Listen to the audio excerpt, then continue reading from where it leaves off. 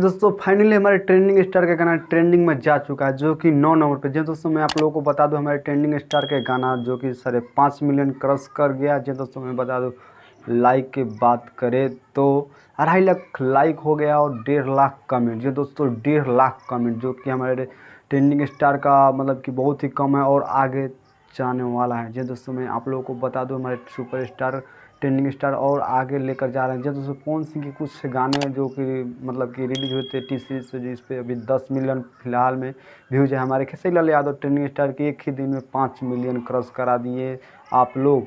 जी दोस्तों, इसके लिए आप लोगों को बहुत बहुत धन्यवाद। जी दोस्तों, मैं बता दूं ये गाना पूरे यूपी बिहार में तहलका मचा रहा है और आगे भी मचाएगा। जी दोस्तों, मैं बता दूं खेसारी लाल यादव एक नेक्स्ट लेवल का और गाना लेकर आने वाला है। तो दोस्तों, मिलते हैं एक नेक्स्ट वीडियो के बाद, तब तक ले बाय बाय। जी दोस्तों, मैं बता दूं आप लोग खेसारी लाल यादव के तगड़े फैन हैं तो प्लीज़ इस चैनल को सब्सक्राइब कर लीजिए, क्योंकि मैं खेसारी लाल यादव से जुड़े अपडेट आप तक पहुंचाता रहता हूं। तो मिलते हैं नेक्स्ट वीडियो के बाद।